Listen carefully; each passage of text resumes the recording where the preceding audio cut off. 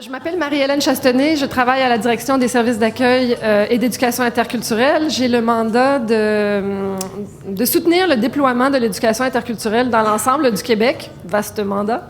Je suis très heureuse d'animer cette séance sur les enjeux controversés, les questions délicates, sujets sensibles.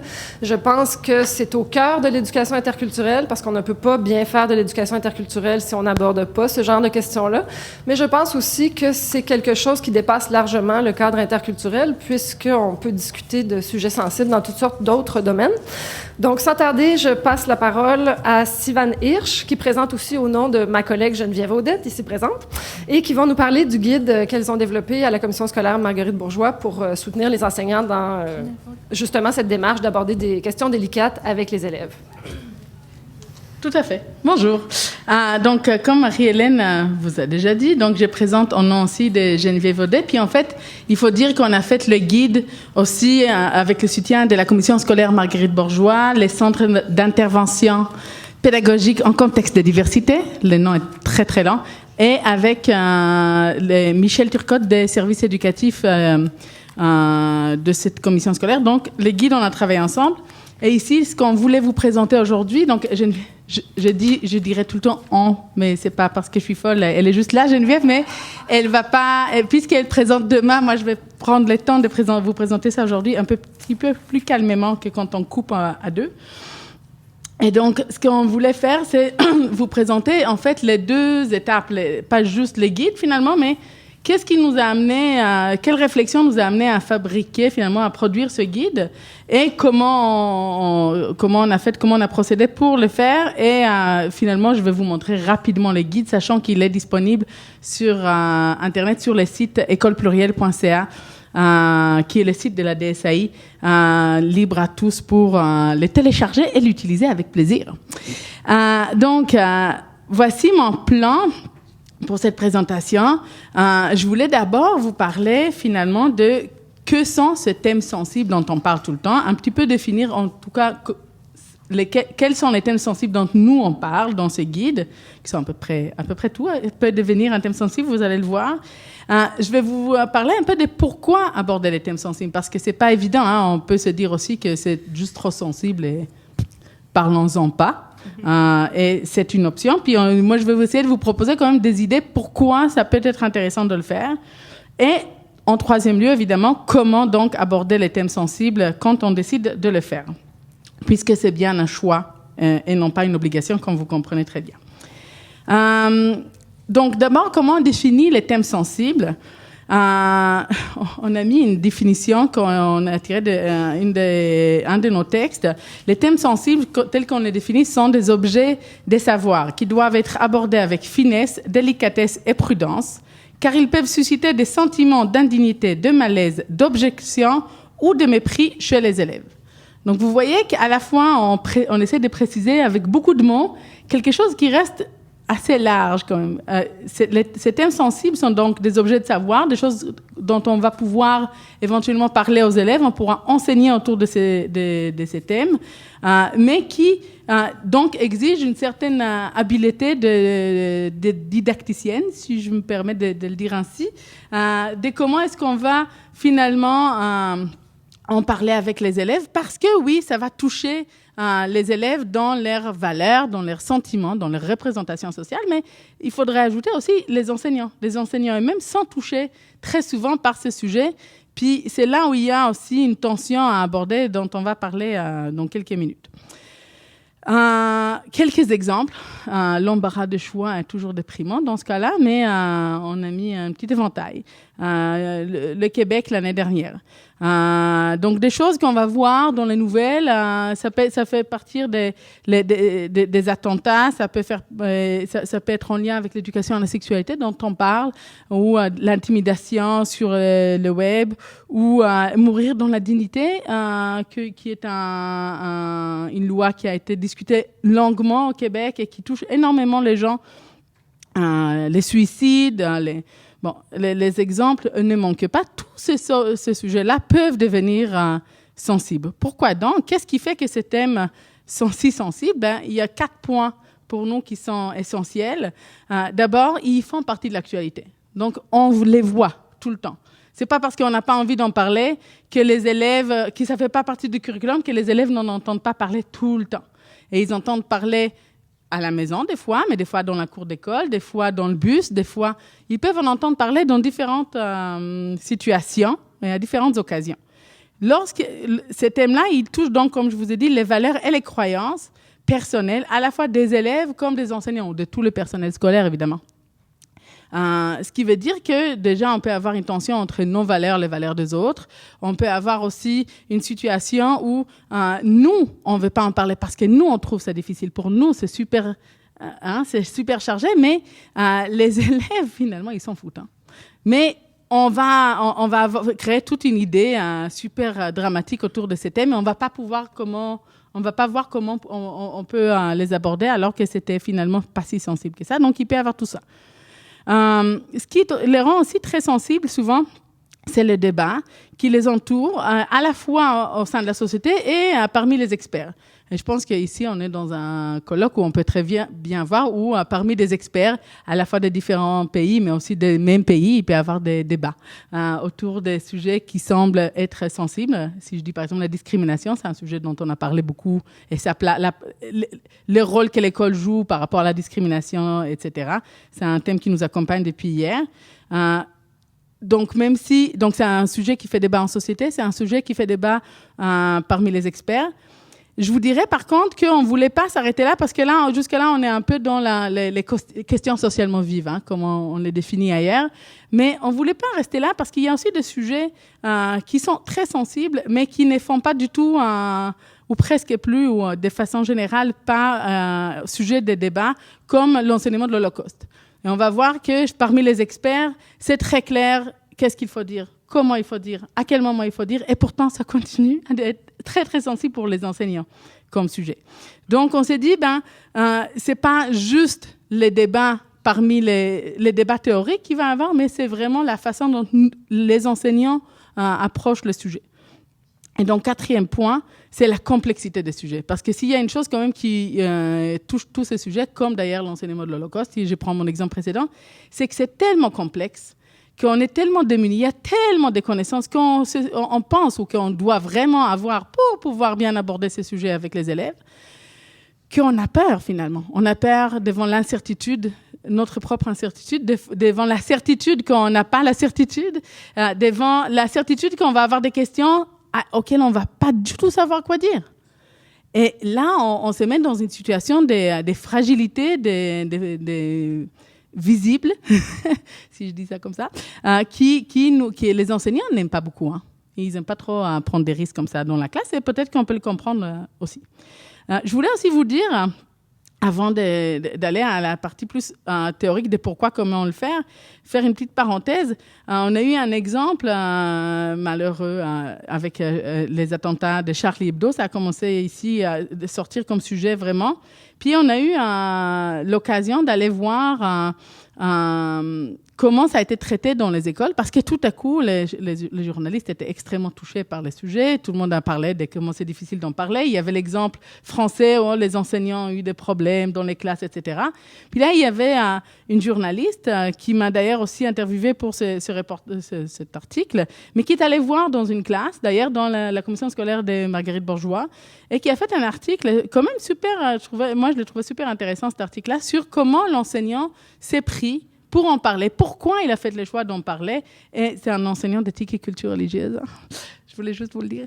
Ils sont très courageux, ces gens-là. Mais vraiment, et moi, d'ailleurs, c'est un enseignant avec qui je travaille pour mes recherches. Puis c'est vrai qu'il a une certitude, il a une assurance, en fait, qui fait qu'il dit, mais c'est pas grave si je sais pas tout. Je vais aller chercher des réponses, je vais m'adapter, il fait vraiment, il est vraiment assez sûr de lui pour assurer ce genre de traitement. Mais voilà, ça arrive pour vrai. On a dit, le sujet s'invite à l'école parce que même si on ne veut pas en parler, c'est ça qui arrive. De façon un peu plus pédagogique, pourquoi quand même donc parler de ces sujets qui sont si sensibles? Est-ce qu'on vraiment on est obligé de le faire? Évidemment que non. Déjà, je l'ai dit. Mais pourquoi en parler donc? D'abord parce que ça nous permet de mieux cerner les enjeux inhérents du débat. On a dit il y a un débat il y a un débat qui est difficile d'approche, on ne sait pas trop comment en parler, les élèves en entendent parler tout le temps. Ben, quand on en parle dans une classe, ben, ça nous permet d'aborder dans la complexité ce débat-là. Un peu décortiquer, déconstruire, de donner des notions aux élèves qui vont leur permettre de mieux réfléchir, établir un point de vue, pour utiliser nos termes. Deuxièmement, ça va favoriser donc l'expression de ces idées et des opinions dans un contexte respectueux et constructif, parce que là, l'enseignant a aussi le rôle, pas facile, d'encadrer la discussion. Donc, il va permettre à ses élèves, à la fois donc, de réfléchir, d'établir leurs points de vue et d'en parler.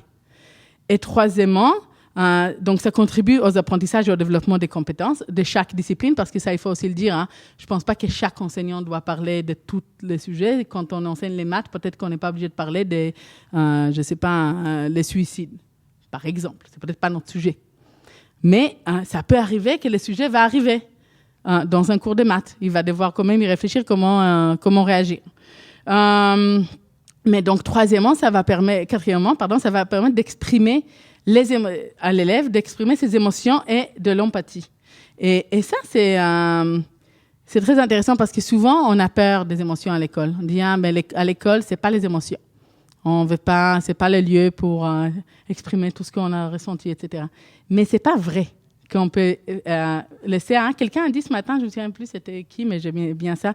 On laisse les sociales dehors. Je pense que c'est Marie Van Hoven qui a dit ça. On laisse les sociales en dehors de l'école. Mais on peut pas vraiment faire ça. C'est-à-dire qu'on ressent des choses, on a vécu des choses en dehors de la classe, puis on arrive, puis on est démunis un petit peu. Mais le rôle de l'école, je pense, c'est de ne pas dire oubliez toutes vos émotions tout de suite et passons à autre chose. C'est OK, vous avez beaucoup d'émotions, on comprend. Parlons-en quelques minutes. Mais après, notre rôle, c'est de réfléchir à partir de ça. De ne pas rester non plus dans les émotions. De dépasser cette étape-là de l'être humain qui réagit à quelque chose, que ce soit pour le bien ou pour le pire. Donc, c'est ça que ça permet les sujets sensibles. Il y a quand même beaucoup de défis. Ces défis-là sont donc d'abord la diversité au sein de la société, dans l'école et dans la classe. Et là, quand je parle de diversité, c'est pas du tout diversité ethno-culturelle, religieuse ou linguistique. C'est aussi tout ça. Mais c'est toute la diversité qu'on va avoir dans la société. Des idées politiques, des idées personnelles, de la famille, mon grand-père a dit que, ma mère a dit que, moi je viens d'un village, l'autre il vient d'une ville, j'en sais rien. Il y a tellement de choses qu'on peut penser qui vont amener une diversité dans la façon d'aborder ces sujets-là. Deuxième défi important, c'est les objectifs, quand même, si on pense pour nous, c'est les objectifs d'une pédagogie inclusive et d'une éducation interculturelle. Les deux. Moi, je vais bien insister à chaque fois qu'on doit parler de deux. C'est à la fois faire de la place donc à toute la diversité et à la fois amener les autres élèves à accepter cette diversité.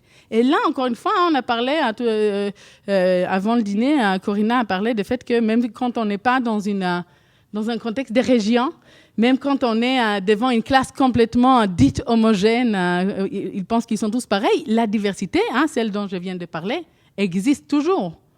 Donc l'idée de faire place à tout ça, puis comment est-ce qu'on accueille cette diversité d'idées, de croyances, de valeurs, des modes de vie, reste toujours importante. Et donc, troisième défi, la formation des enseignants à cet égard. Et là, il y a plusieurs choses. C'est que d'un côté, les enseignants, ils se sont déjà fébriles devant leurs sujets classiques. Déjà, les sentiments d'incertitude, des manques de connaissances, ça les accompagne tout le temps dans leur travail. Donc là, on arrive avec un sujet d'actualité, les connaissances changent tout le temps. Et c'est arrivé hier, ils pensent qu'ils doivent réagir le lendemain, ce qui n'est pas du tout vrai. Tout ça amène à un sentiment donc d'insécurité, et donc il y a une certaine résistance. Mais aussi la formation, parce qu'en fait, on leur dit souvent éviter surtout les sujets sensibles. Donc, il faut y réfléchir, je pense. Donc, les guides qu'on a proposés, donc c'est un guide, comme je vous ai dit, bon, il y a l'adresse, vous allez pouvoir le trouver facilement à École Plurielle, comme je vous ai dit. C'est un guide qui se présente, c'est sur 10 pages. Hein. On a essayé vraiment de faire un truc court pour amorcer la réflexion avec les enseignants. On ne prétend pas du tout donner toutes les solutions. On va avoir les guides 1, les guides 2, les guides 3. On va prendre des sujets. Mais là, on voulait vraiment juste aborder la grosse bête de façon générale. Donc, ces 10 pages, ça s'adresse à tous les intervenants scolaires, pas juste aux enseignants, pas juste aux secondaires. Donc, tous les niveaux, c'est disponible. Et l'idée, c'est de ne pas donc aborder un sujet ou de donner une pédagogie très claire de qu'est-ce qu'il faut faire, mais comment est-ce qu'on aborde. C'est vraiment aborder le sujet. Donc, 4 étapes. D'abord, la réflexion. En gros, est-ce que oui ou non on aborde le sujet? Est-ce que c'est le moment? Est-ce que c'est à moi de le faire? Est-ce que j'ai envie de le faire? Deuxièmement, on va voir un peu plus de détails. Deuxièmement, la préparation. Comment je me prépare pour cet enseignement si je décidais de le faire. Et troisièmement, l'animation. Quelques idées clés, mais encore une fois, ce n'est pas une pédagogie détaillée. Et quatrièmement, les retours, ce qu'on appelle en bon français les debriefings. C'est pour dire, on peut jamais, il faut vraiment pas laisser des élèves sortir avec des idées mélangées sur ce sujet si sensible. Parce que déjà, ils sont sensibles, hein, il ne faut pas non plus ajouter. Hein. Donc, notre rôle, c'est de toujours, et là, on insiste énormément là-dessus dans les formations qu'on fait, parce qu'on dit, si vous avez bien fait ça, surtout, mais que à la fin, vous avez laissé les élèves partir dans toutes leurs émotions parce que quelqu'un a dit quelque chose de vraiment n'importe quoi, puis ils vont avec ça à la maison, puis on les voit la semaine prochaine, on a ajouté un peu de ketchup sur la sensibilité. Hein.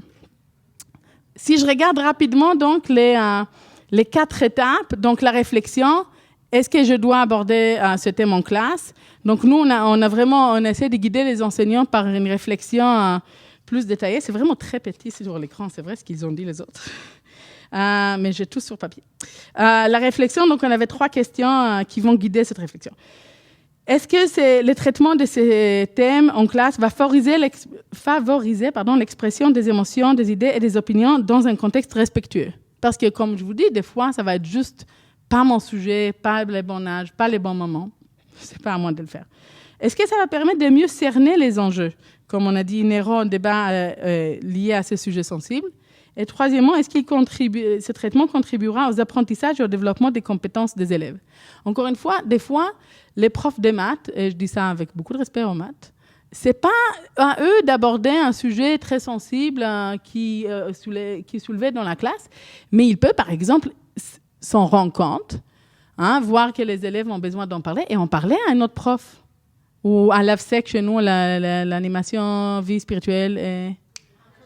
Merci les amis, et engagement communautaire. Donc, il y a des gens dans l'équipe école qui peuvent aborder ce genre de sujets, qui seront mieux préparés pour le faire.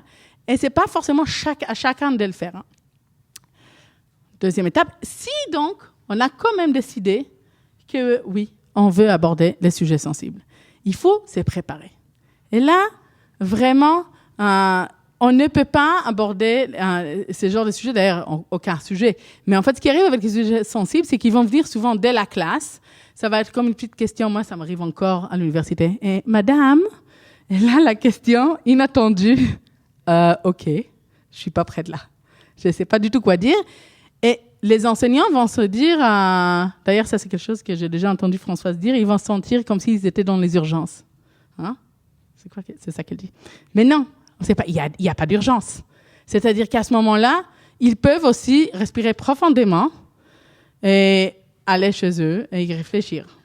Et si quand même ils ont décidé, ils doivent se préparer. Quand je dis se préparer, c'est vraiment de tout prendre en compte. Pas juste ce qu'ils savent. Donc, première étape, c'est qu'est-ce que j'en sais sur le sujet. Mais deuxième étape, qu'est-ce que j'en sais pas. Toutes les choses que j'ai jamais entendu parler, faire des recherches, aller voir les autres points de vue, connaître les pièges, savoir d'où est-ce que ça va venir, ces pièges-là. Parce que des fois, ça vient des sites un peu douteux, des choses comme ça. Troisièmement, établir des liens. Donc là, encore une fois, ça peut être un moment où on va dire « Ah ben tiens, c'est un sujet super pertinent, ça m'intéresse beaucoup, mais il n'y a aucun lien avec ce que j'enseigne. » Alors que ma collègue à côté, oui, il y a des liens, mais peut-être que je vais lui en parler avant de décider d'aller de l'avant. Mais bref, j'ai décidé de préparer, j'ai décidé de le faire, je dois animer. Qu'est-ce que je dois faire? Je vais essayer d'assurer la qualité des débats, d'encadrer. Donc là, on a pris des choses, d'ailleurs, qui s'inspirent aussi des cours d'éthique et culture religieuse, n'est-ce pas? Définir les règles du jeu, vraiment, d'emblée, de dire aux élèves, écoutez, là, on va parler d'un sujet qui est un petit peu sensible, mais donnons-nous des règles. Comment est-ce qu'on va faire pour aborder un tel sujet? Prendre une distance critique, très important, hein, pour engager vos élèves de développer leur distance critique. Parce que si nous, on est tellement engagés, on l'a dit, hein, ça touche les enseignants dans leurs propres valeurs, on est tellement engagés qu'on oublie que nous aussi, on amène des choses à cet enseignement. Et donc, revenir toujours aux notions des bases et problématiser. C'est-à-dire qu'on n'est pas juste dans discuter pour discuter. On essaie vraiment d'apprendre de ces sujets sensibles. Donc, il faut qu'on apprenne, qu'on revienne sur les sujets. Qu'est-ce qui explique, qu'est-ce qui me permet, me donne des outils de mieux comprendre et de mieux expliquer cette situation. Et donc, faire place à la diversité, vous allez le voir dans toutes mes diapos, c'est terrible. Dernier point, puis après, je conclus. Il faut donc faire le debriefing. Debriefing, ça veut dire quoi? Ça veut dire que on rappelle c'était quoi le sujet traité. C'est-à-dire qu'une fois qu'on a abordé un sujet, puis les élèves ont parlé de plein de choses, puis qu'il y avait des moments aussi où ça dérapait un petit peu, mais quand on rappelle le sujet, si on dit, bon, on vous rappelle, on était en train de parler de la discrimination. Qu'est-ce qu'est la discrimination? On s'est donné telle définition. On a travaillé à partir de ça, on a réfléchi. Bon, vous avez vu qu'il y avait peut-être quelques commentaires qui étaient peut-être moins à leur place. Puis on a expliqué pourquoi. On a expliqué quels étaient les bons arguments, quels étaient les mauvais arguments. On fait tout ça avec les élèves. Ça prend du temps, mais pas tant que ça. C'est-à-dire que quand on a tout pris en note sur les tableaux, comme dans le beau vieux temps, on a tout ça sur le tableau, puis on peut y revenir facilement. Et là-dessus, on va essayer d'adopter une attitude réflexive. C'est-à-dire qu'on ne va pas clore le sujet. On va inviter les élèves, à partir de maintenant, vous pouvez partir de cette première conclusion, qui est une conclusion pas finie, pas déterminée, pour continuer à réfléchir, mais avec les bonnes attitudes. Donc, pour conclure, on l'a dit, les thèmes sensibles sont très complexes à enseigner, donc nous, on voulait se donner un guide pour ça, parce qu'on sait que les enseignants préfèrent souvent les éviter. Maintenant, la question de l'évitement, c'est une question toujours délicate, parce que c'est vrai qu'on a droit de ne pas enseigner ces sujets-là. Hein. Ce n'est pas une obligation. Mais c'est pour ça que je vous ai montré un peu les intérêts pédagogiques. Je pense aussi qu'il y a une réalité qui fait que les sujets sensibles, si on ne les traite pas, ils vont continuer à revenir. Ils ne vont pas disparaître. Hein. Ce n'est pas parce qu'on a fermé nos yeux puis on ne les a pas traités aujourd'hui qu'ils ne vont pas revenir demain et après-demain et après-demain et dans une semaine. Donc, je pense que plutôt que de les éviter, on a droit de choisir de ne pas les aborder après une belle réflexion, après une belle préparation. Puis là, on dit, ben non, finalement, c'est quand même pas à moi. Mais là, ce n'est pas de l'évitement pour moi. Là, c'est un choix mûr et réfléchi.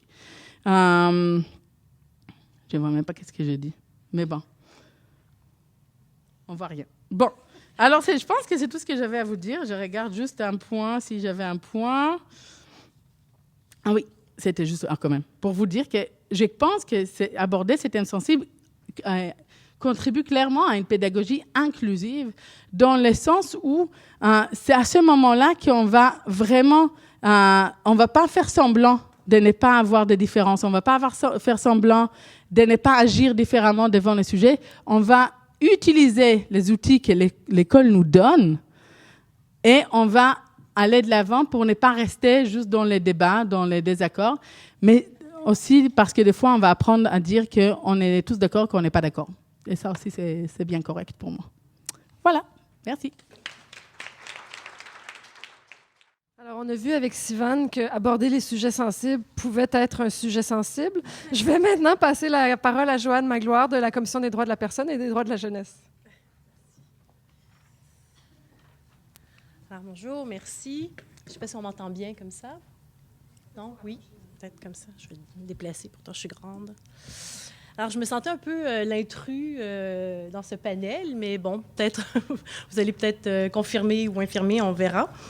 En fait, je vais prendre le temps peut-être, bon, je vais faire brièvement, mais présenter un peu la Commission des droits des personnes et des droits de la jeunesse du Québec, parce qu'il y en a qui ne connaissent pas. Donc, en gros, la mission de la Commission des droits des personnes, c'est vraiment de veiller à la promotion, au respect de la Charte des droits et libertés de la personne du Québec, la loi sur la protection de la jeunesse, la loi sur le système de justice pénale pour les adolescents et la loi sur l'accès à l'égalité en emploi dans les organismes publics, donc les programmes d'accès à l'égalité. Donc, les différents services qu'on offre à la Commission, on a la direction de la recherche, de l'éducation, coopération et des communications. Donc, on offre de la formation, des activités d'éducation, de coopération. On a un service de plainte. Donc, les gens qui pensent être victimes de discrimination peuvent porter plainte à la Commission des droits des personnes. On a un service d'enquête. Donc, on a les pouvoirs d'enquête, de médiation aussi, qui est de plus en plus populaire, de représentation judiciaire. On est là aussi pour recommander au gouvernement, des fois. Donc, je vais parler de nos recommandations qui touchent le sujet. Ensuite, recherche, publication, service conseil en matière d'accommodement raisonnable, qui a vu le jour, c'est assez quand même récent. Donc, qui s'adresse à des gestionnaires là, qui reçoivent des demandes d'accommodement la demande d'accommodement raisonnable là, sur les 14 maintenant motifs de discrimination depuis le printemps. Supervision et mise sur pied des programmes d'accès à l'égalité. Donc, des exemples de nos interventions. Donc, on peut agir de notre propre initiative. Donc, des fois, on fait enquête, par exemple, l'enquête systémique sur les médecins informés à l'étranger. Donc, c'est possible justement d'intervenir quand il y a des questions sensibles, d'actualité, selon où nous, on décide qu'il y a des enjeux importants où la commission doit intervenir.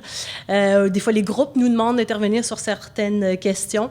On a fait aussi, puis je vais en parler plus abondamment, la consultation, un rapport sur le profilage racial et la discrimination systémique.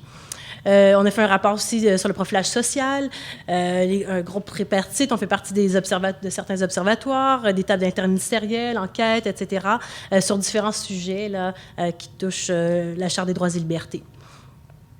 Pour revenir un peu à nos recommandations dont je viens de parler, comme Maryse Potvin le mentionnait ce matin, les enseignants ont le devoir d'éduquer aux droits de la personne, mais on le constate, puis on l'a constaté nous à la commission, dans les différentes recherches que j'entends aussi aujourd'hui, c'est que les enseignants ne sont pas formés justement pour donner cette éducation aux droits de la personne. Et c'est pourquoi la commission, dès que c'est possible de le faire, recommande les différentes formations ce qu'on pense que les enseignants devraient avoir, selon les différentes thématiques. Pour vous illustrer ça un peu, dans le rapport des consultations sur le profilage racial et ses conséquences, justement, on demandait aux facultés d'éducation en formation initiale, ainsi que les commissions scolaires en formation continue, qui dispensent des cours ou de la formation obligatoire visant à initier les étudiants à l'éducation antiraciste et interculturelle. On a aussi demandé au MELS, donc au ministère de l'Éducation, dans son référentiel qui ajoute justement aux 12 compétences, une 13e compétence renvoyant à la capacité de s'engager dans une démarche d'ouverture à la diversité par le moyen d'une approche antiraciste et interculturelle. Aussi, je vais prendre ma feuille parce que je vois absolument rien. On a demandé aussi aux commissions scolaires et aux écoles qui desservent une population issue des minorités ethniques et racisées, qui rendent obligatoire pour l'ensemble de leur personnel une formation sur l'antiracisme et l'interculturel. Les commissions scolaires dispensent une formation sur la discrimination et le profilage racial à l'intention de tout le personnel, encore une fois, parce qu'on s'est rendu compte dans le rapport sur le profilage racial que oui, c'est important de former les enseignants, mais au-delà de former les enseignants, si les gestionnaires ne sont pas formés, bien, ça ne sert absolument à rien, il ne se passe rien. Donc, puis les enseignants le mentionnaient aussi beaucoup. Donc, c'est important de former vraiment tout le personnel, enseignants, non-enseignants, gestionnaires, de la secrétaire ou d'école qui doit interagir avec l'élève, avec les parents. Donc, c'est vraiment, on parle de tout le monde à tous les niveaux. Dans la politique en matière d'immigration et de diversité, la Commission a aussi rappelé au gouvernement et demandé au gouvernement que le gouvernement incite les établissements collégiaux et universitaires à introduire des formations portant sur l'éducation aux droits et libertés de la personne. On a aussi mentionné dans la politique jeunesse, la commission recommandait encore une fois l'éducation aux droits de la personne, aux droits et libertés, ce soit un élément à prioriser pour les futurs enseignants, les futurs intervenants également. On le fait à plusieurs niveaux, dans plusieurs politiques. Donc, dès que c'est possible de le faire, on martèle le gouvernement, puis justement, on s'assoit des fois sur des tables de travail avec l'université pour essayer tous ensemble de cogner sur le même clou pour faire avancer les choses.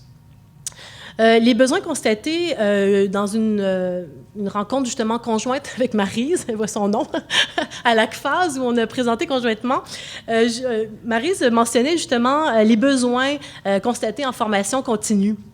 Et la commission faisait les mêmes constats, finalement, puis c'est pour ça que je reviens un peu là-dessus. Donc, on parlait de la littératie juridique qui était peu développée en matière de discrimination. On a fait les mêmes constats. Une méconnaissance des savoirs, savoir-faire, savoir-être. Puis au niveau des compétences, la jurisprudence, les instruments. Donc, il y avait vraiment un besoin à ce niveau-là qui était mentionné de la part des enseignants. Aussi, au niveau d'autres besoins que nous, on a fait à la commission, méconnaissance des droits, évidemment, de la personne. Des fois, on arrive dans des milieux, ils ne connaissent pas leurs droits, ils ne connaissent pas la commission, ils ne connaissent pas leurs recours. Et ça, dans les différents milieux qu'on rencontre.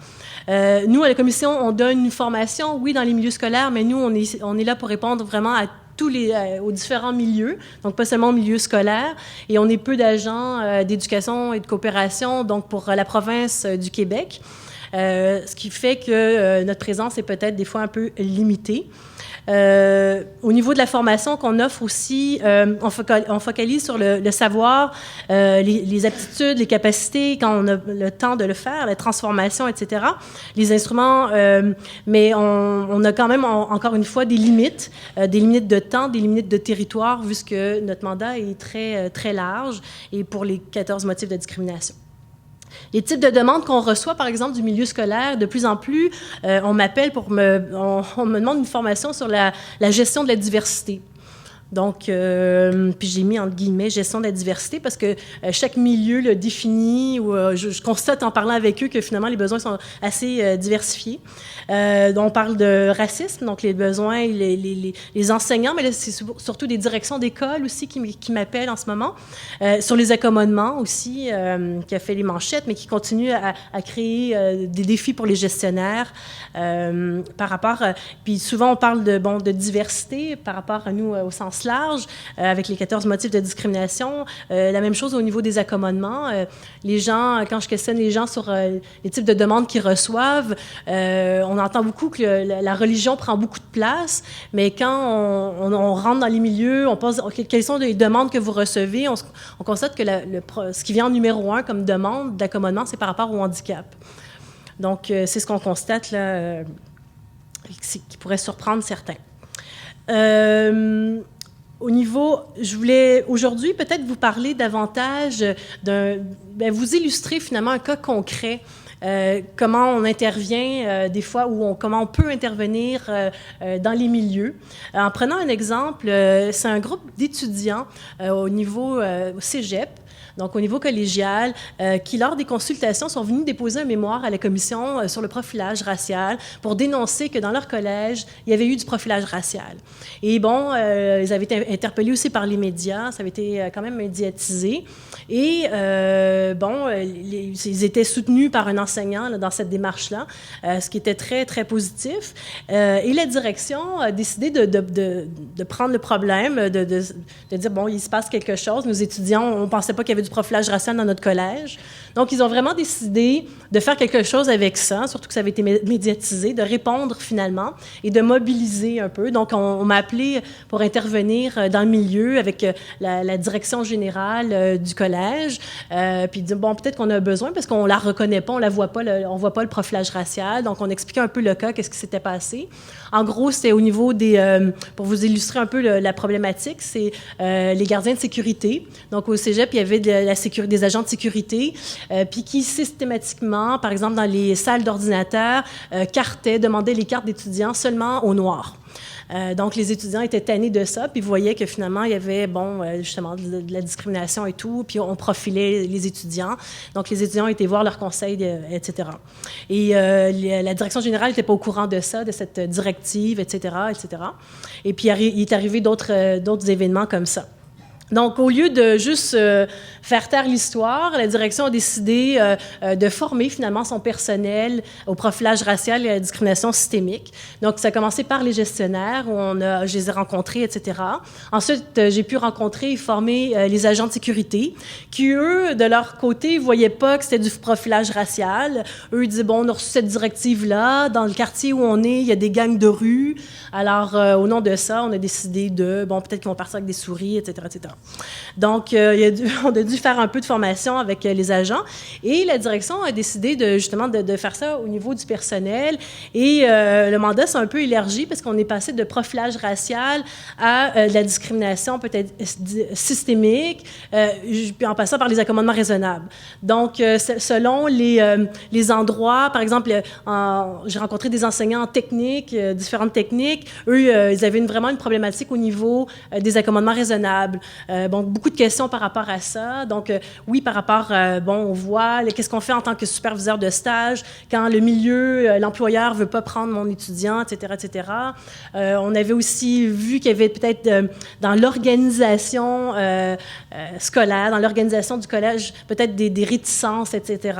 Au niveau des ressources humaines aussi, un travail à faire au niveau des ressources humaines, au niveau de la diversité des enseignants, par exemple, ou du personnel. Donc, finalement, c'est une belle intervention systémique de A à Z au niveau collégial. Donc ça, c'est c'est un exemple finalement d'intervention qu'on peut faire à la commission qui avait été vraiment appréciée au niveau de ces GEP-là. Bon, qu'on ne pourrait pas reproduire à chaque fois dans tous les milieux, faute de personnel, mais je trouvais ça intéressant de l'illustrer un peu. Voilà. Et suite à cette intervention qui a duré plusieurs mois, ce que j'ai constaté par rapport à ça, c'est qu'il y avait beaucoup de méconnaissances. Méconnaissances, j'ai mentionné un peu tout à l'heure avec les besoins des enseignants, puis de tout le reste du personnel également. Beaucoup de préjugés aussi, de stéréotypes. Donc, on a dû comme déconstruire, quand c'était possible de le faire, les préjugés. Méconnaissance de l'obligation juridique d'accommoder, définitivement. Il y avait aussi une méconnaissance du profilage, qu'est-ce que le profilage racial, la discrimination systémique. Manque d'ouverture et d'esprit, de souplesse. Ça, je le vois beaucoup quand on parle d'accommodement raisonnable, où les gens, des fois, se braquent quand on vient toucher à nos valeurs, par exemple, par rapport à des questions religieuses, ethno-raciales, etc. Donc, les gens vont se braquer. Donc, c'est ce que j'ai constaté. Mauvaise évaluation des besoins. Hein, quand on a une demande, par exemple, d'accommodement, à la base, des fois, on pense que les gens vont nous demander terre et lune, là, mais des fois, c'est juste dans l'évaluation des besoins que ça coinçait. Puis aussi, les obstacles de nature systémique. Donc, on voyait que même des fois dans l'organisation, je le vois dans les commissions scolaires, par exemple, ou la façon dont on organise des fois les services ou les façons de faire, les pratiques que l'on a, des fois, ça vient justement entraver tout le processus. Donc, voilà. J'avais marqué, suite, pour faire un lien avec ce matin, où on parlait d'éducation inclusive, où aussi la commission, on est appelé à parler d'éducation inclusive, et c'est sûr que nous, on l'entend, on a les 14 motifs en tête quand on parle d'éducation inclusive. Aussi, les gens, j'en ai parlé un peu par les sortes de demandes qu'on reçoit au niveau des accommodements raisonnables. Le pourcentage, c'est sûr que par rapport dans les médias, ce qu'on entend parler, c'est beaucoup justement par rapport à la religion et tout, mais ce que nous, on reflète sur le terrain, ce qui est reflété sur le terrain, les demandes qu'on reçoit, c'est pas ça. Là. C'est vraiment... donc, c'est toujours, nous, en tant que commission des droits de la personne, essayer de ramener les choses ou faire peut-être mieux connaître. On a peut-être un rôle comme ça de faire mieux connaître les types de demandes qu'on reçoit. Puis on a un rôle à jouer aussi au niveau de la société là, pour ramener un peu les débats, les questions sensibles. Ce qu'on fait, c'est aussi prendre position en tant que de commission. Justement, dans ces différents débats-là là, et de questions sensibles. Voilà. Ce qui termine. Bien, bonjour à tous. Je vais me situer, pour ce qui me concerne, du point de vue de la question de la formation initiale des enseignants, mais aussi de leur formation continue. Et la thèse que je vais défendre, c'est que si on veut traiter des questions sensibles en formation initiale et continue, il faut qu'il y ait un lien avec la recherche, et que cela passe aussi par des études de situation, par des études de cas les plus concrètes possibles. Donc je vais essayer d'expliquer pourquoi. Alors pour commencer, je dirais qu'en fait, il n'y a pas de question sensible en soi. Ce n'est pas du tout une évidence qu'une question soit sensible. Tout d'abord parce que selon les périodes, il y a des questions qui sont sensibles et qui ne le sont pas, ou qui ne le sont pas. Il y a des questions qui deviennent sensibles. Et une question, ça se refroidit, ça réchauffe. Et c'est réchauffé aussi. Donc on peut se poser la question de pourquoi est-ce que des questions deviennent sensibles ? Comment elles deviennent sensibles ? Pourquoi à certains moments elles ne le sont plus et pourquoi elles le redeviennent ? Il y a un exemple assez classique qui est cité en France dans l'enseignement de l'histoire en collège. L'enseignement de l'histoire des croisades pendant très très longtemps, ce n'était pas une question sensible. Maintenant, certains enseignants disent que ça peut être, en tous les cas ils considèrent que ça peut être une question sensible. Donc dans quelles conditions une question devient sensible ou pas ? Et quelles sont les intentions aussi de ceux qui qualifient la question de sensible. Puisque quand on attribue le terme de sensible, ça veut dire qu'on crée une catégorie et que la question qui se pose, donc comment écrire cette catégorie et qu'est-ce qu'on va mettre dedans. Et c'est la thèse que je défends, donc, ce processus de production de questions sensibles, de désensibilisation et de sensibilisation, et de voir ce qu'on en fait, pour moi, c'est un objet de formation pour les futurs enseignants ou pour des enseignants déjà en situation d'enseignement. Alors, je vais aborder ça en 4 points. Le premier point, ce sera très rapidement sur le contexte d'où je parle et le cadre interprétatif qui est le mien. Le deuxième point, ce sera une petite précision sur qu'est-ce qu'on entend par question sensible. Le troisième point portera sur des éléments d'une recherche sur le travail des enseignants en contexte de diversité sociale et culturelle, qui sont un support aussi pour traiter en formation la question des questions sensibles. Et le quatrième point, qui sera plus développé, à propos de formation sur les questions sensibles. Donc le contexte et le cadre interprétatif. Au niveau du contexte, c'est d'une part le pluralisme des valeurs et d'autre part la diversité de faits. Donc je ne reviens pas là-dessus. Roger Leroux a traité ça de façon très claire hier, et vous voyez de quoi il est question. Le contexte, ce sont aussi des politiques éducatives. Alors dans mon contexte français, il y a une évolution nette de la visée d'égalité à celle d'équité, avec toute une conception différente de l'école que cela suppose. De la même façon, il y a des politiques publiques qui se situent dans une tension entre logique civique fondée sur l'égalité de traitement, l'égalité des droits, avec une certaine indifférence aux différences, et une logique de la reconnaissance. Alors, je vous donne quelques exemples de ces politiques éducatives.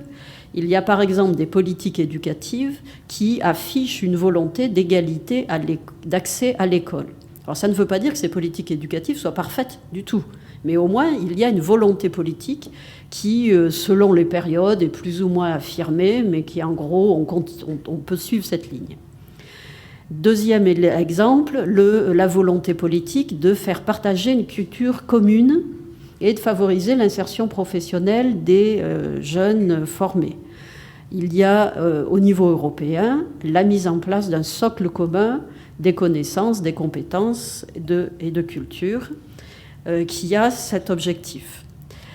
Autre élément, le fait que désormais, dans les référentiels de compétences des enseignants, il est indiqué que les enseignants doivent prendre en compte la diversité des élèves. Et dans beaucoup de textes prescriptifs, il est indiqué clairement que les enseignants doivent prendre en compte la diversité des élèves. Enfin, il y a des aménagements curriculaires. Et hier, vous avez eu la table ronde sur l'éducation morale et civique, qui en est un exemple. Mais plus récemment, il y a une réforme des collèges qui a prévu des enseignements pluridisciplinaires et qui va aussi dans le sens des aménagements curriculaires.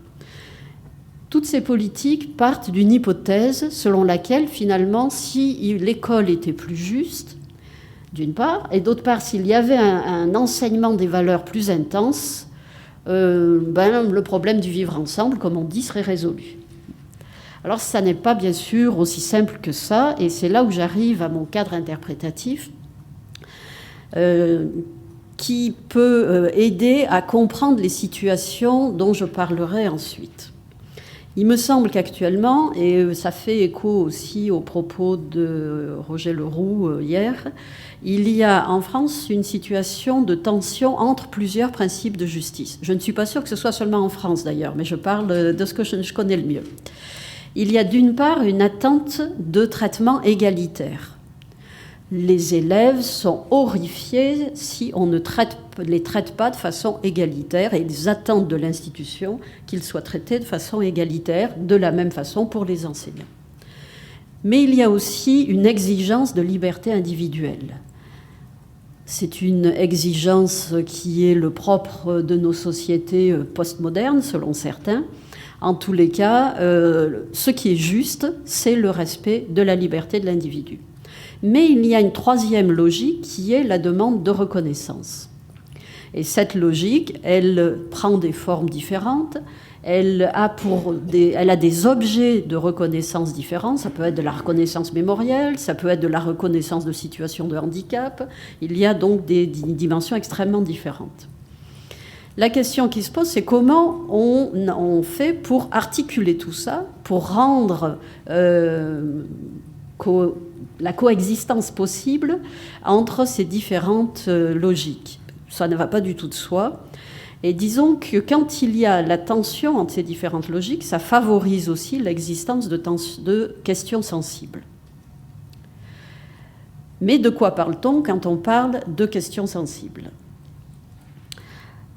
Alors, on peut faire une première remarque, c'est que le thème des questions sensibles est arrivé aux États-Unis sous la forme des controversial issues, excusez l'accent, qui insistait surtout sur la dimension de conflit de valeurs. En gros, la définition que donnait Wellington en 1986, je vous la lis, c'était la suivante. « Une question controversée impose des jugements de valeur car elle ne peut être seulement résolue par la preuve des faits ou de l'expérience. Et deuxième critère, elle est considérée comme importante par un grand nombre de personnes. Si vous vous disputez avec votre voisin pour savoir qui doit déneiger le palier, ce n'est pas une question sensible. Il faut que ça soit partagé par un grand nombre de personnes. Donc on voit là, dans cette définition, l'accent mis sur les valeurs.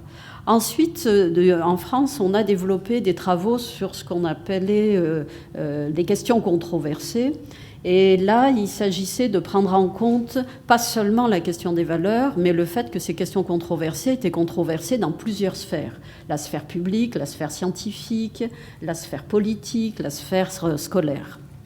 Et il y a les questions socialement vives qui sont arrivées à peu près au même moment, dont des collègues de sciences économiques et sociales, Alpes et Le Gardez, puis des collègues d'histoire comme Nicole Tutio-Guillon, qui hier était à ma place, là, qui ont mis en avant des questions socialement vives. Alors, socialement vives, c'est-à-dire que ça va insister sur la dimension sociale. Et par contre, ça va mettre de côté un peu plus la dimension politique. Ce qui est intéressant, c'est que ce n'est pas une question seulement française, puisque l'Europe s'en est préoccupée. Et qu'il y a même eu un document qui a été publié en 2003 à propos de l'enseignement de questions controversées. Et dans ce document, il y a eu une définition qui a été proposée des questions controversées et qui me semble assez bien faire la synthèse de cette histoire cumulative de réflexion sur ce qu'étaient des questions sensibles. Donc une question controversée, c'est une question dans laquelle il y a des concurrences entre valeurs et entre intérêts divergents. Oui, ça introduit la notion d'intérêt, ça me semble intéressant. C'est politiquement sensible. Cela éveille et attise les émotions, et là on retrouve la préoccupation notamment de Sivan tout à l'heure. Cela concerne un sujet complexe, et c'est une question d'actualité. Donc déjà, ça donne un peu un cadre pour repérer les questions sensibles ou des questions qui le deviennent sensibles à un moment. Alors, arrivé à ce point-là, on peut se dire, mais y en a-t-il, est-ce que c'est nouveau et y en a-t-il plus maintenant? Alors, est-ce que c'est nouveau? Non. Il y a toujours eu des questions sensibles, mais ce n'étaient pas les mêmes. Si on regarde au début du 19e siècle, en France, il y avait des questions extrêmement sensibles. En revanche, c'est vrai que dans les programmes d'enseignement, il y a plus de questions d'actualité. Donc, ça peut faciliter l'existence de questions sensibles. De plus, il y a le souci de répondre à une demande sociale, de prendre en compte des questions chaudes, vives, qu'on parle de la réalité et pas seulement de ce qui s'est passé il y a 3 siècles. Avec l'intention de motiver les élèves, parce que les élèves, c'est leur bain naturel et qu'il faut aussi prendre en compte leur bain naturel. Troisième élément aussi, et là je me réfère à François Dubé, un sociologue français, qui indique que les institutions, pas seulement les institutions scolaires, sont en perte de relative de légitimité et que l'école est moins acceptée comme instance disant la norme. Donc du coup, c'est un lieu où on peut aussi débattre. Il ne suffit pas que le maître ou la maîtresse ou le professeur ou la professeure disent « c'est comme ça » pour que tout le monde dise « amen » si je puis dire. Il y a également la hausse de niveau de qualification et de formation des parents qui font que les parents sont souvent des interlocuteurs pour les enseignants de niveau égal et qu'ils entendent bien discuter certains points. Et enfin, le pluralisme dont on a déjà parlé. Troisième point, le travail des enseignants. Alors, je fais ce petit détour peut-être parce qu'il me semble qu'on ne peut pas faire de formation des enseignants si on n'a pas un peu une théorie de ce qu'est le travail des enseignants. Et en France, mais peut-être pas qu'en France, il y a beaucoup de formations qui supposent que les enseignants se contentent d'appliquer la prescription. Et que donc, du moment qu'on leur explique bien ce qu'ils ont à faire, eh bien, tout va être simple, ils vont faire ce qu'on leur dit, ce qu'il y a à faire. Sauf que, bien sûr, travailler, ce n'est pas du tout ça. Mais comme le montrent les sciences du travail, travailler, ça se situe dans une dynamique qui passe du prescrit au réel et qui passe par une phase d'interprétation, de traduction des prescriptions de façon située, c'est-à-dire en lien avec l'environnement de travail. Et c'est dans cette perspective que nous sommes en train de faire une enquête sur les religions, la discrimination et le racisme en milieu scolaire. Alors là, je vais vous donner quelques pistes auxquelles nous sommes arrivés uniquement après l'enquête exploratoire qui reposait quand même sur une 50aine d'entretiens, sur des carnets de bord, etc. Premièrement, c'est quand il y a des situations éventuellement sensibles, les enseignants font un travail de catégorisation très importante pour qualifier les situations. Et il n'y a pas d'accord sur cette qualification. Pour certains, c'est une question sensible, comme le disait Joanne tout à l'heure, pour d'autres, ça ne l'est pas. Donc c'est très intéressant d'examiner ça. Deuxièmement, il y a beaucoup de catégorisations floues. On ne sait pas trop ce que c'est, donc on va discuter. Est-ce que c'est vraiment une question de racisme ou est-ce que c'est autre chose? Est-ce que cet élève a eu une attitude sexiste ou est-ce que c'est autre chose? Troisièmement, on a observé l'importance de la temporalité dans la façon d'agir des enseignants. Les enseignants n'agissent pas de la même façon, par exemple, en début d'année, qu'au bout d'un certain temps, quand ils ont construit le cadre de travail et la confiance qui les relie avec les élèves. Quatrièmement, il y a un poids important du contexte. pour l'interprétation des mêmes situations. Quand on va dans un établissement ou l'autre, une même situation n'est pas du tout ni interprétée ni traitée de la même façon. Avant-dernier point, on observe aussi des gestes de métier, des gestes professionnels qui sont pertinents ou pas. Et par rapport à ça, il y a un élément qui apparaît tout à fait décisif, c'est l'existence ou pas de débats professionnels. Est-ce que ces gestes de métier ressortent uniquement de l'individu ? Auquel cas, c'est un choix qui peut apparaître très individuel, mais qui est très lourd à porter, parce que l'individu ne sait jamais trop s'il se trompe ou pas. Ou c'est un geste qui correspond à un débat qu'il y a eu dans le groupe professionnel et qui a été un peu stabilisé. Mais cela dépend aussi de la culture professionnelle. Et nous voyons que selon la discipline d'enseignement des enseignants, là aussi, il y a des gestes professionnels assez différents et des façons d'interpréter les situations qui sont très différentes. Dernier point sur les stratégies adoptées par les enseignants. Ces stratégies que je vais décrire ne sont pas exclusives l'une de l'autre. Elles peuvent bien se succéder ou être selon les moments de l'année, être utilisées selon les moments de l'année. La stratégie la plus importante, c'est l'anticipation. Les enseignants montrent une science de l'anticipation qu'il faudrait quand même faire reconnaître un jour, par la connaissance du milieu et de leurs élèves et le travail qu'ils font en amont pour éviter justement qu'une question éventuellement sensible ne dégénère en question bouillante. Anticiper, c'est faire ce travail de préparation dont parlait Sivan notamment. Mais c'est aussi avoir une bonne connaissance de l'organisation du travail, avoir une bonne connaissance du fonctionnement du système éducatif et avoir une bonne connaissance de ses élèves et des familles. Autre stratégie, refroidir. Là aussi, les enseignants sont des maîtres dans l'art de la congélation, j'ai envie de dire, ou simplement du refroidissement, pour parvenir à étudier, effectivement, une question qui est vue comme sensible, mais la refroidir pour en faire un objet de pensée et non pas seulement un objet d'émotion et de préjugés.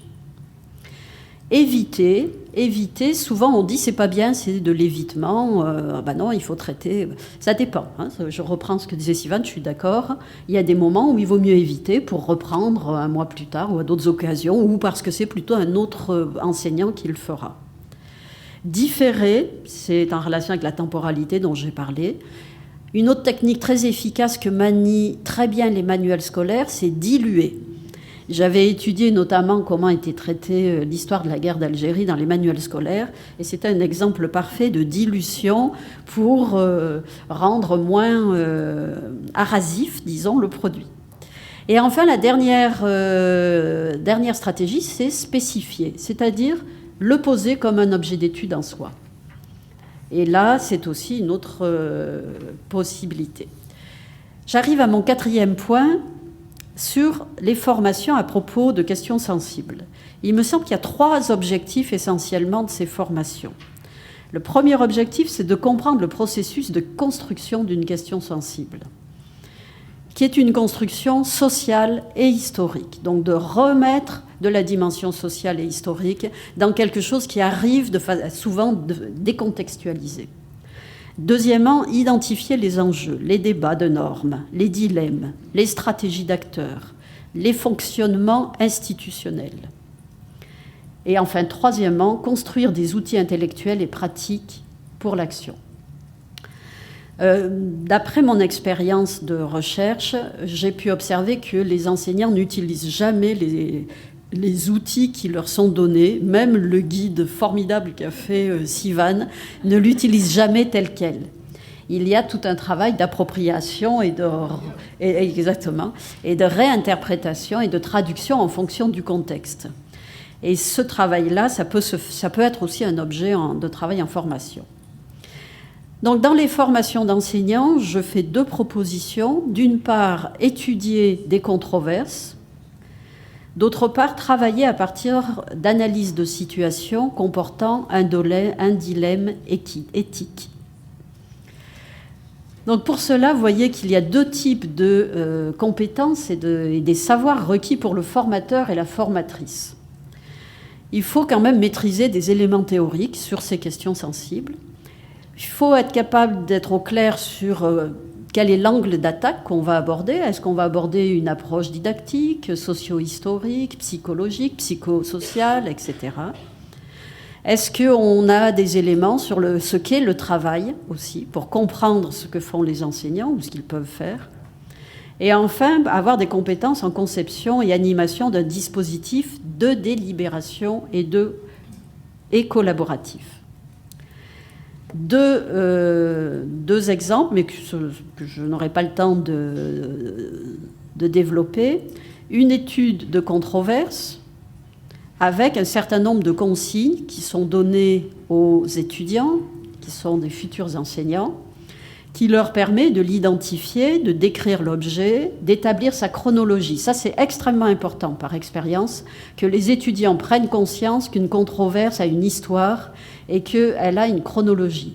Et que cette chronologie, elle est toujours comme la courbe de Gauss, avec parfois des pics. C'est un peu comme le serpent de mer qui revient.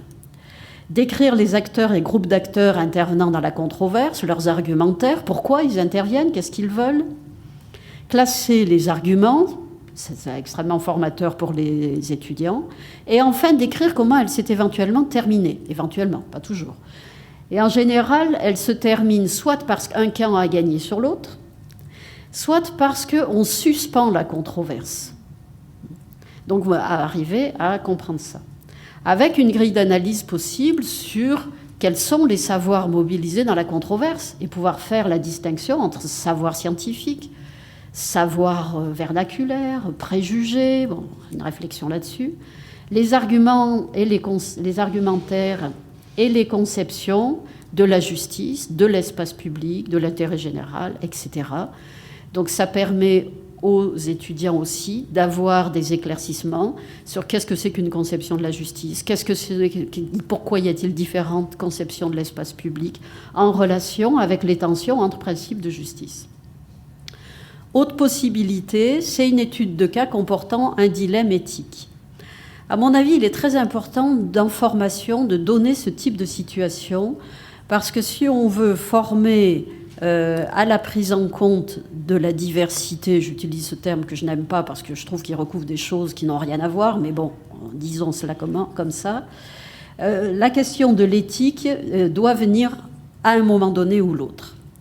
C'est-à-dire que le triangle de base de l'éthique, et c'est la partie du tu qui m'intéresse là, implique de penser, d'arriver à concevoir que la liberté de l'autre, elle est aussi importante que la mienne. Et c'est aussi parvenir à adopter un point de vue autre que le sien.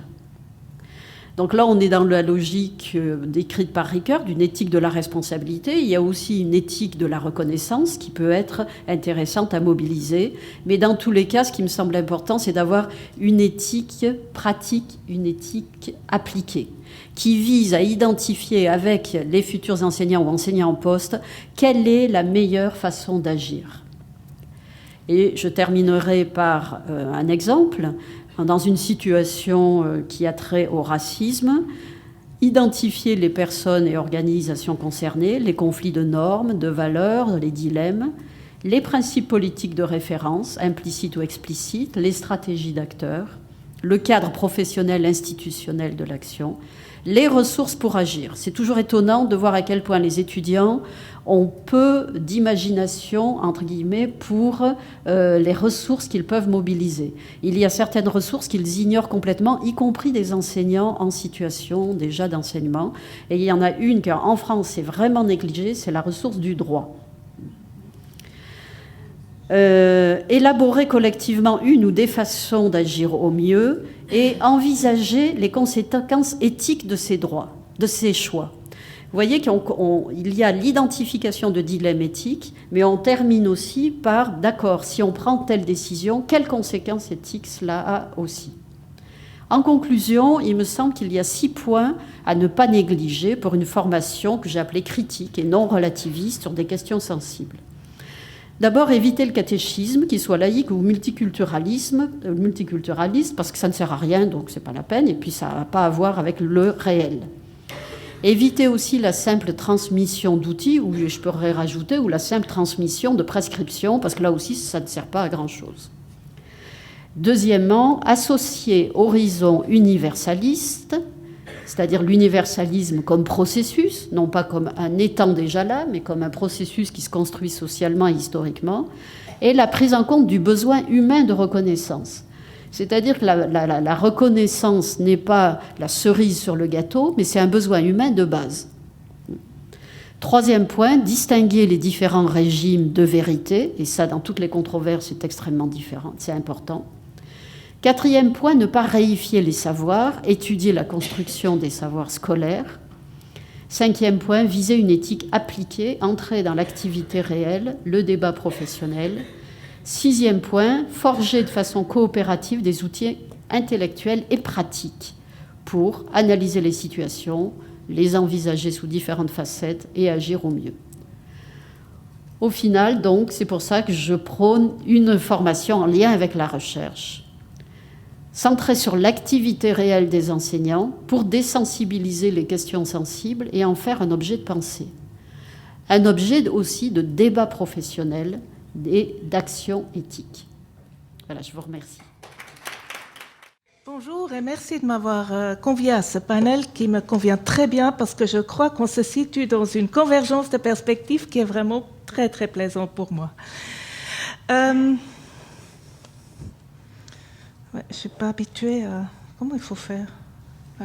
Vous voyez? Non, je crois que je vais en rester au premier. Voilà.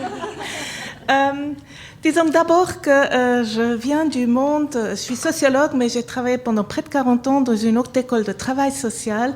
Et donc j'essaie de mettre le social dans l'école, comme quelqu'un a dit tout à l'heure. Et puis d'ailleurs, j'ai rêvé pendant des années qu'on formait les travailleurs sociaux et les enseignants dans un même univers, et ça aurait été génial. Ça fait aussi à peu près une vingtaine d'années que je travaille sur les questions de racisme et d'hostilité entre les groupes, etc.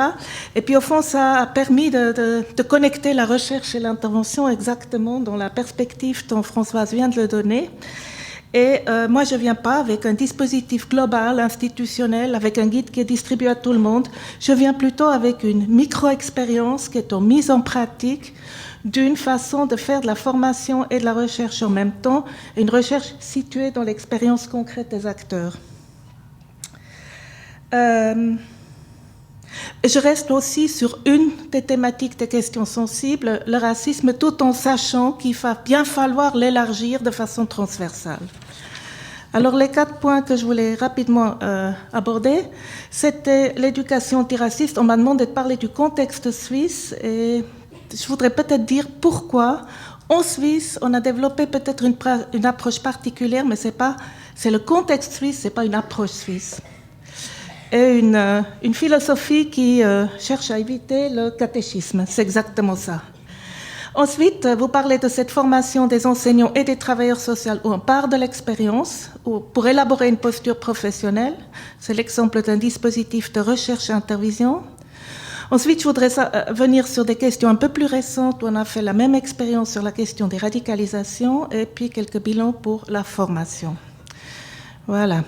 Alors, une approche suisse. C'est vrai qu'on ne voit pas grand-chose sur cet écran, je n'ai pas l'habitude.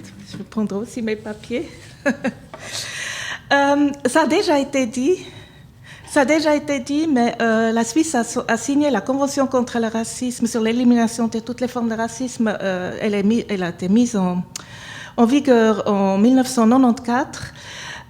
Et ce que je veux dire par là, ça a été mentionné par les 2 personnes qui vous ont présenté le cadre suisse, c'est quand même 30 ans après les autres pays. C'est très tard, c'est très long, mais il faut quand même rappeler qu'en Suisse, ce genre de réglementation passe par une votation populaire, ce qui n'est pas le cas dans aucun des autres 130, 140 pays où ça a été le cas. Ça a aussi permis d'introduire une norme pénale antiraciste et des soutiens à des mesures de prévention et d'éducation. Mais, comme on vous a déjà dit aussi, le système suisse est hyper décentralisé et donc le soutien, c'était à des initiatives qui sont soit locales, soit de projets scolaires, soit cantonales, mais surtout beaucoup d'ONG, d'organisations non gouvernementales, et ça a peu à peu pénétré l'école, mais ça a mis un certain temps. Le principal domaine d'activité était en fait des ONG et des initiatives très locales. La deuxième chose que je voulais dire sur le contexte suisse, c'est ce qui nous a beaucoup influencé, puisqu'il y avait une loi pénale, c'était que dans les années 90, on a assisté à un changement de paradigme dans la loi pénale en général, entre la logique répressive et la justice réparatrice qui implique la médiation. Donc en fait, on a changé le focus de l'auteur à la victime. Et ça nous a beaucoup influencé aussi dans nos approches pédagogiques, où on a cherché à suivre ce mouvement aussi. Et donc, cette entrée sur la scène tardive de l'antiracisme explique, au fond, qu'on a évité certains écueils de confrontation, de polarisation, de polémique et de culpabilisation aussi, comme ça s'est vu en Grande-Bretagne ou bien en France aussi, où on a vu des grandes manifestations, où en fait, la pédagogie chez nous, elle a cherché quelque chose de beaucoup plus concret et pragmatique. Donc, nos approches sont pragmatiques, pas très idéologique, et basé sur des expériences au quotidien. On veut sortir d'une catégorisation figée, agresseur et victime, tout en reconnaissant l'expérience de victime, mais pas en la tournant en une identité. Il n'y a pas d'identité de victime. Et puis, on voulait développer des perspectives d'action, d'intervention, de l'empowerment, et agir en priorité auprès des victimes et des témoins, des spectateurs, aussi dans l'éducation. Et aussi peut-être important, partir de l'hétérogénéité des groupes et non d'une supposée homogénéité, que ce soit les groupes dominants ou les groupes racialisés. Et dernier point, que le conflit serve, notamment dans les établissements scolaires ou dans les lieux d'animation, comme levier de changement dans les institutions, c'est-à-dire le racisme comme conflit qui permet d'envisager le changement.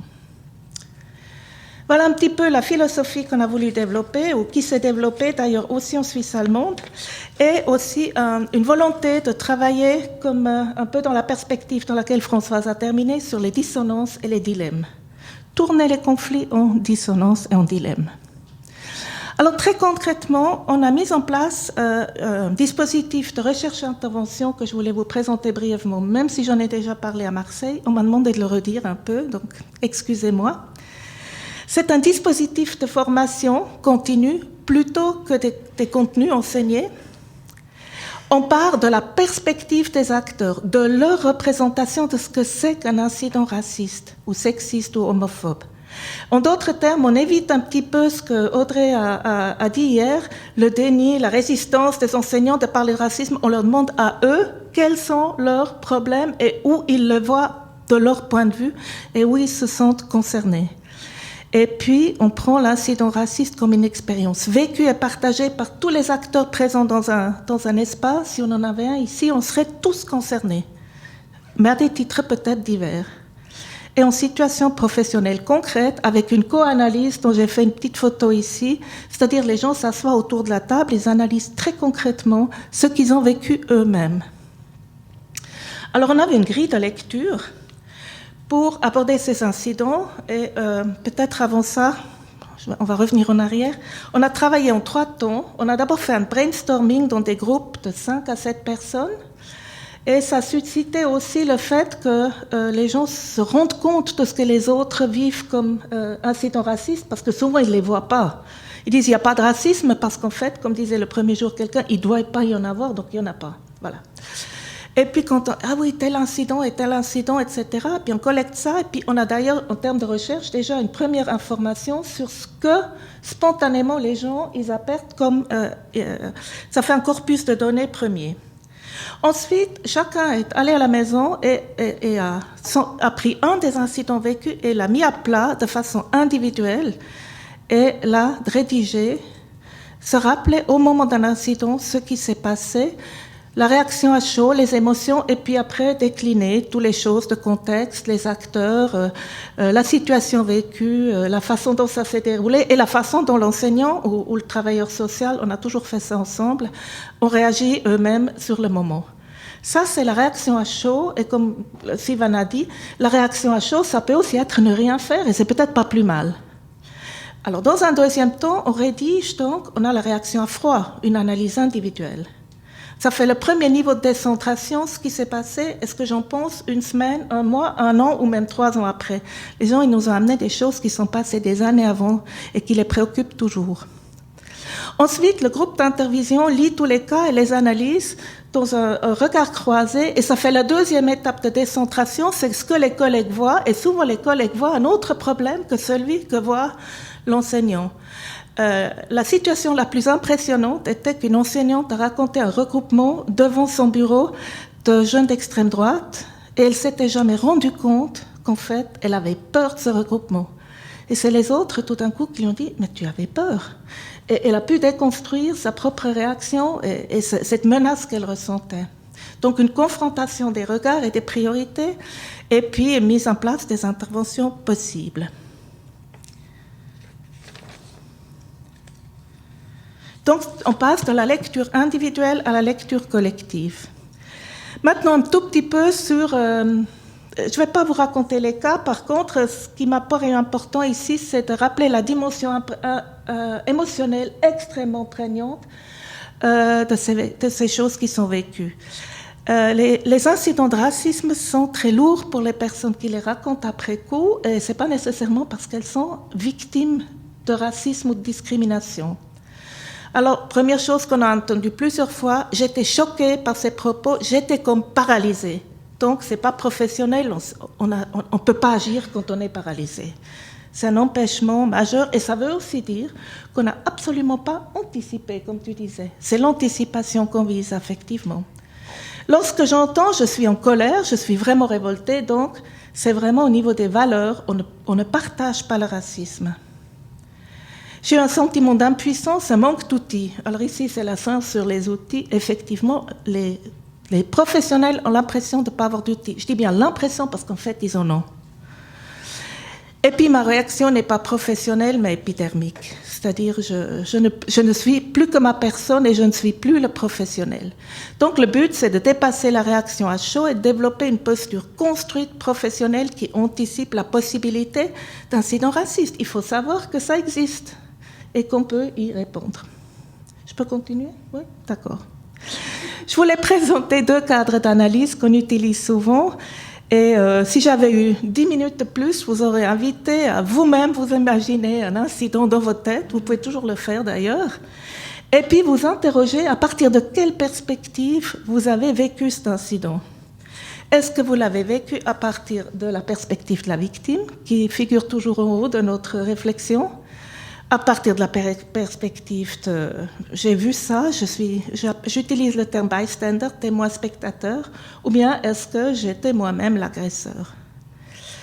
Et c'est évidemment clair que la plupart des professionnels, la plupart des incidents, ils les ont vécus comme bystander, mais il y en a aussi qui ont vécu des incidents de victimes, et ils se sont peu à peu rendus compte au processus de formation et d'intervision qu'en fait, on peut aussi être agresseur. Vous avez pensé à quoi, donc, vous, victime, bystander, agresseur? Enfin, je vous laisse. Et puis, alors, au centre, il y a toujours une approche située, situationnelle. Ça converge avec ce qui vient d'être dit avant, c'est-à-dire que chaque incident est dans un contexte et dans une situation, et les 3 postures sont des postures situées, de situation, et pas des identités. C'est-à-dire on peut être tour à tour dans chacune de ces positions et vivre des incidents à partir de différentes perspectives. Et avec ce triangle, on peut aussi se demander, à qui on adresse l'intervention, et notre proposition reste la même. La priorité de l'intervention de l'éducation antiraciste, au fond, c'est de soutenir les victimes, c'est de rétablir leurs droits et leur dignité, et puis peut-être aussi les aider à se défendre.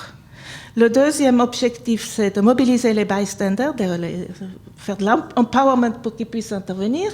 Et puis la troisième, éventuellement, mais on enlève un peu la scène qu'on offre aux agresseurs.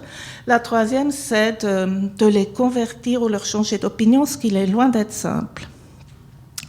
Le deuxième cadre d'analyse qu'on utilise souvent, ça rappelle les rapports de pouvoir et de domination, parce qu'il faut quand même pas oublier qu'on n'est pas tout à fait dans les mêmes positions. C'est donc de repérer si les rapports de domination et de pouvoir sont horizontaux ou sont verticaux. Alors évidemment, ce que les acteurs professionnels voient le plus, c'est les racismes interpersonnels entre les jeunes, etc. Mais c'est un peu facile, et puis quand on creuse un peu, il y a quand même beaucoup de racisme comme abus de pouvoir, voire de racisme administratif ou institutionnel. Hier soir, d'ailleurs, c'était rappelé, c'était bien intéressant de l'entendre, à quel point le racisme, c'est une affaire de relations de pouvoir. Je pense que vous découvrez les 4 champs on a élaboré cette typologie avec un téléphone antiraciste avec lequel on a fait une recherche juste quand la loi était entrée en vigueur. Elle nous sert depuis à repérer, à catégoriser les incidents racistes quand même en des choses assez différentes. Ce n'est pas la même chose, un racisme interpersonnel, un litige entre gamins, qu'une discrimination de la part d'un enseignant, d'un médecin, d'un travailleur social ou d'un policier, ou bien à la recherche de boulot, etc. Et puis, il y a évidemment le racisme idéologique et doctrinaire qui vient très actuel, si j'ai le temps, on le verra, avec la question de la radicalisation. Le racisme administratif institutionnel dans nos États, il ne devrait plus exister, mais il y a toujours des lois qui indirectement discriminent quand même. Ce qu'on ne voit pas sur cette typologie, c'est évidemment le racisme systémique, comme vous l'appelez ici. C'est clair, c'est des incidents. Et ce qui est nouveau, Voilà, ce qui est nouveau, c'est le racisme que j'appellerais le racisme de l'impuissance ou le racisme du contre-pouvoir, que les enseignants et les travailleurs sociaux vivent avec beaucoup d'émotion parce qu'ils se sentent injustement attaqués. Alors, je voudrais nommer maintenant quelques défis et pièges dans la relation pédagogique autour de ces constellations. Le premier, c'est une suridentification à la victime et d'adopter la posture d'avocat. Je n'ai pas trouvé vraiment le mot. Stellvertreterposition, c'est qu'on se met à la place de la victime et puis on plaide désespérément pour qu'on aide les victimes, etc. Et ça peut avoir un effet contraire de susciter des dilemmes, voire des rejets de la parole de l'enseignant, du travailleur social qui surinvestit la posture des victimes. C'est-à-dire qu'il s'agit de la protéger, mais il ne s'agit pas de s'identifier. Un deuxième écueil, c'est se concentrer sur l'agresseur, lui donner toute la tribune sur ses arguments et oublier qu'il y a des victimes, et c'est vraiment crucial. Et puis la troisième, c'est de saisir que le racisme, et peut-être notamment l'antisémitisme, en tout cas il me paraît en France un problème, fonctionne aussi comme forme de transgression et d'opposition, peut-être moins aux juifs, mais au système lui-même, à l'autorité, aux adultes et aux enseignants. C'est-à-dire c'est une façon de dire non à l'enseignant et aux adultes. Et je pense qu'il faut repérer ça. Sur ces complexités qui interrogent les gens, je crois que je vais passer dessus. Il y a la concurrence des victimes, il y a c'est un peu les questions que les travailleurs sociaux et les enseignants se posent et auxquelles ils ne trouvent pas vraiment les réponses et où il s'agit de construire avec eux les réponses. Et la dernière question qui apparaît maintenant, évidemment, c'est le racisme, l'extrémisme violent et la radicalisation. Alors, on a fait là un atelier exploratoire dans le cadre de la plateforme contre la radicalisation dont Christina Kitsos vous a parlé hier. On a cette plateforme avec différents acteurs et dans le cadre de cette plateforme, on a fait le même type d'atelier pour demander aux gens, mais qu'est-ce que vous vivez comme incident sur la radicalisation ? Et là, je vous livre les données brutes, c'est tout récent, ça date de juin. Puis on a essayé un peu de voir, mais qu'est-ce qu'ils vivent sur le terrain, pas ce qu'ils lisent dans les journaux, pas ce qui se passe à Paris ou bien à Nice, mais qu'est-ce qui se passe, soit dans les classes, etc. Et ce sont des petites choses, mais qui les inquiètent, les acteurs. Alors, on peut les lire, j'imagine.